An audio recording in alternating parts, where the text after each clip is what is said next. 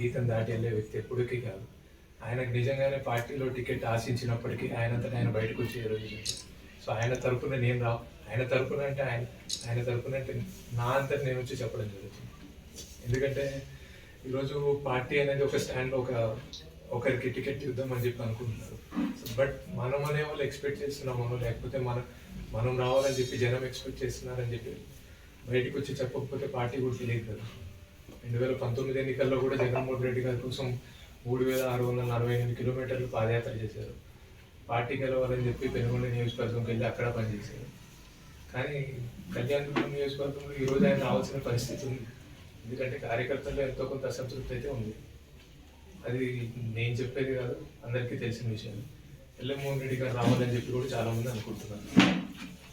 దాదాపు మీరు ఏ మండలానికి వెళ్ళినా ఏ ఊరికి వెళ్ళినా జగన్మోహన్ రెడ్డి గారికి టికెట్ ఇస్తే గెలుస్తారనే విషయం అయితే అది పార్టీతో చర్చించిన తర్వాత మాట్లాడితే బాగుంటుంది. ఇప్పుడు మాట్లాడడానికి అంత సమయం కాదు, దాని గురించి మాట్లాడే సమయం అయితే కాదు. ఎందుకంటే ఇప్పుడు మనం పార్టీలో ఉన్నాము.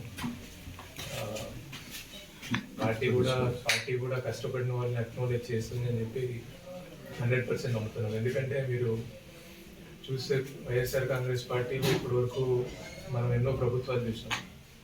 వాళ్ళు చేసినంత సామాజిక సోషల్ వెల్ఫేర్ కానీ లేకపోతే సామాజిక సాధికారత మీరు చూస్తే దాదాపు మొన్న 18 ఎమ్మెల్సీలు అనౌన్స్ చేస్తే దాదాపు 14 ఎమ్మెల్సీల వరకు బీసీ ఎస్సీ ఎస్టీ మైనార్టీలకు ఇచ్చారు. 130 నామినేటెడ్ పోస్టులు రిలీజ్ చేస్తే దాంట్లో దాదాపు 50% కంటే ఎక్కువ నామినేటెడ్ పోస్టులు అనేవి బీసీ ఎస్సీ ఎస్టీ మైనార్టీస్కి అనేవి ఇచ్చారు. పార్టీ అనేది ఒక స్టాండ్లో ఉంది. పార్టీ అనేది ఒక స్టాండ్లో ఉన్నప్పటికీ రేపు పొద్దున గవర్నమెంట్ వచ్చి వెల్ఫేర్ చేయాలన్నా లేకపోతే జగన్మోహన్ రెడ్డి గారే చాలాసార్లు చెప్పుకుంటారు మనకు జుట్టు అనేది ఉంటే మనం ముడేసుకోవచ్చు.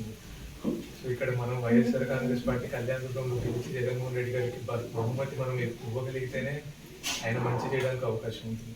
సో పార్టీని అయితే రిక్వెస్ట్ చేస్తున్నాం, మనకిస్తే వైఎస్ఆర్ కాంగ్రెస్ పార్టీని ఖచ్చితంగా రేపు పొద్దున్న 2024 ఎన్నికల్లో భారీ మెజార్టీతో గెలిపించి వైఎస్ జగన్మోహన్ రెడ్డి గారికి కానుక ఇస్తామని చెప్పి మనం పూర్తి నమ్మకము విశ్వాసం వ్యక్తం చేస్తున్నాం.